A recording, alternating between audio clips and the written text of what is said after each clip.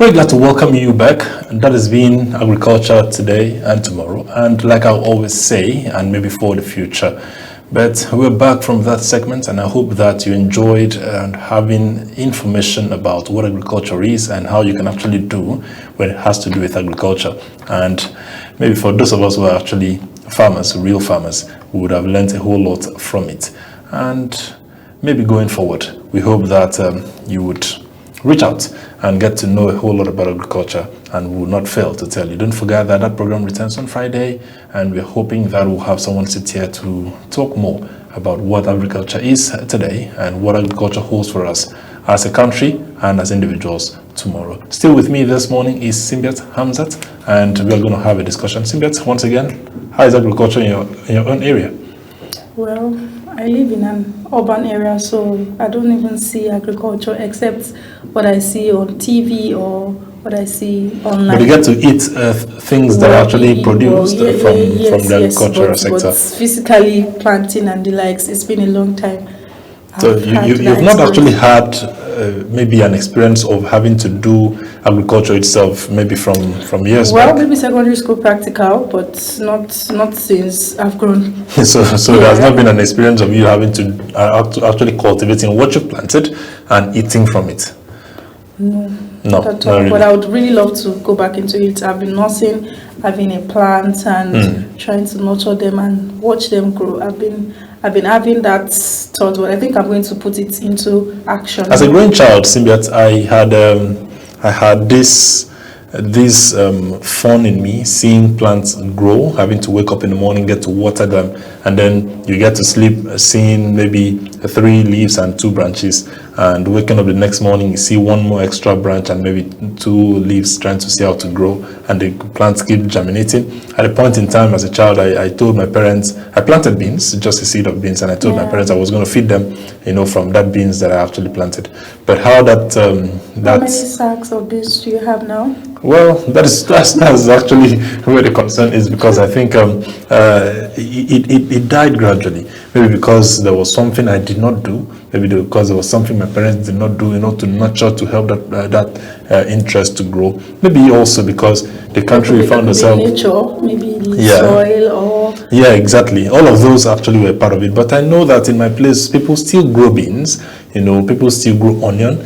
They have a means of having to do this, and they grow. I have a place where I come from in Akwa Ibom State where we grow rice, and people are actually doing that as a source of income, and they have it grow and they cultivate it in bags and they get to sell it. Generally in Nigeria today, and even in Africa, agriculture is a booming business because there is literally nothing that can happen without food, and only agriculture would provide food, both plants, both livestock, and any kind of food you may think of. Agriculture has to very important. And the concern for me even more is that aspect where we have to cultivate, and it is enough for us to feed on in Nigeria and then even get to export it. Yeah. So I think we really need to delve into this issue very deeply and then get to talk about it very intensely, so that we can see if today we can actually have agriculture, and then tomorrow we can have it enough for us to be able to export. But of course,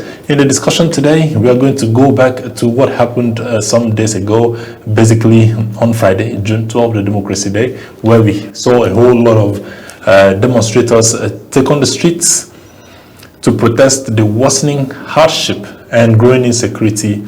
And it turned the day meant to celebrate democracy and its progress into a call for urgent government demonstration.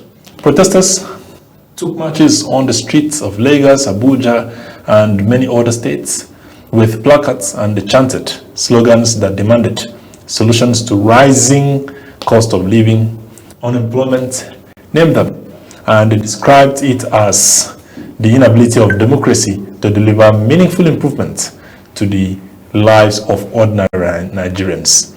Now, the demonstration formed part of a broader nationwide action by civil society groups marking the June 12th anniversary that is widely regarded as a symbol of Nigeria's democratic struggle to something that became Nigeria's Day for Demonstration. So President Bola Tinubu in his Democracy Day address, had urged Nigerians to remain united, remain calm, and continue believing in the democratic institutions. But many protesters actually came up insisting that more than 2 decades of uninterrupted civilian rule must now translate into improved security. Very importantly, security, because of course we have a whole lot of Nigerians in the forest, and some do not even know where they are. They also sought for economic stability and a better living condition for Nigerians. Well, it is also worthy of note that these demonstrators actually had a peaceful demonstration. However, they were somehow, stopped from some places by the security body. So, Simbet, what do you see about the security situation in our country, the economic instability, and the better living conditions of Nigerians in very close range with the celebration of the Democracy Day, June 12th, and the protest that came up? Okay, I'll speak as a very concerned Nigerian that I am. Of course, we all, except we want to, without sugarcoating anything, we all know the situation of the economy in Nigeria right now. We all know that although democracy is being celebrated, but the dividends of this democracy, we can't see it, or maybe we can't feel it enough.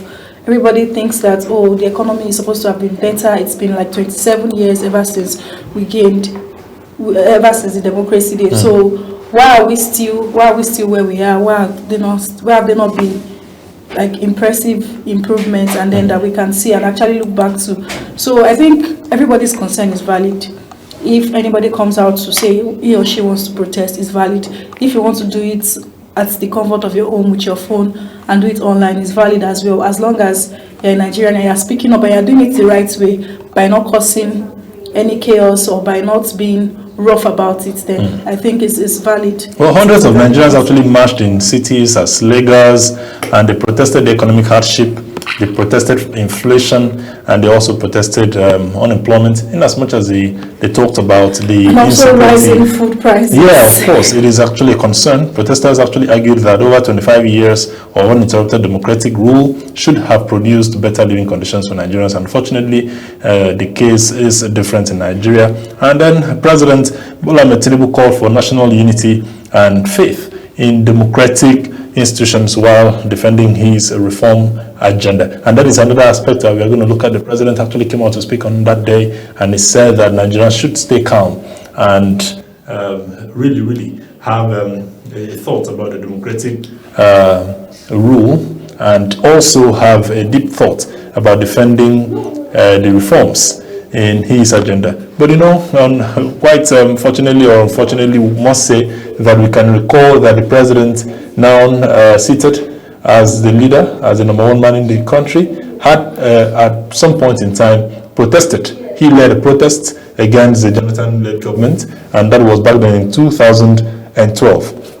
It was on the between 2nd and 14th of January 2012, and there was a protest he led, and today we are actually seeing people actually leading protests against the sitting president. Protest is not even a new thing in Nigeria. Of course, we all were here when the NSAS protest happened, and I think that's one of the reasons why we do not even have as much Nigerians out there on that Democracy Day, because everybody were like trying to put our heads down, especially as we witnessed all what happened during the NSAS protest. So people were trying to lay low. If not, it would have been more than what we saw. It would have been way more than that, because many people would gladly come out. Because aside from the economic instability that we talked about, there's also the issue of the insecurities that we are facing in Nigeria, the banditry, the kidnapping, and the likes. Those ones are even way more concerning than even food prices, because at the end of the day, it is always alive and stable that can actually think of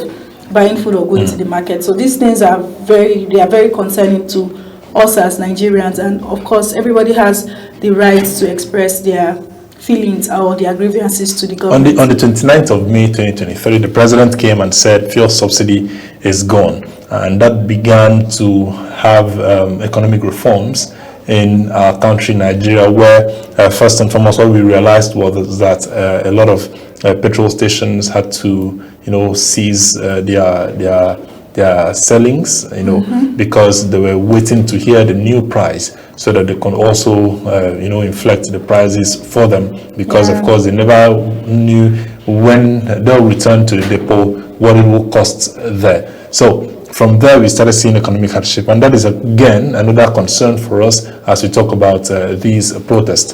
The protesters had to come out to say you have to look forward to your economic reforms and see how to make lives better for Nigerians. And so it is actually in this administration that it has been said that we should maintain the policy, and the policy is becoming very painful. But of course, somehow the president came to say that it is for a long-term economic stability. So I would not know exactly when the long-term economic stability will come, but the first 4 years we've seen have passed. Under the APC rule, we have had the first 8 years by the late President Muhammadu Buhari, and today we have had 3 years and some months, into the next election, which we are gradually getting into, and we do not know what next will happen in Nigeria. And these are concerns for us, and no wonder the protesters had to go out on the 12th of June to say it is enough, and not even wanting to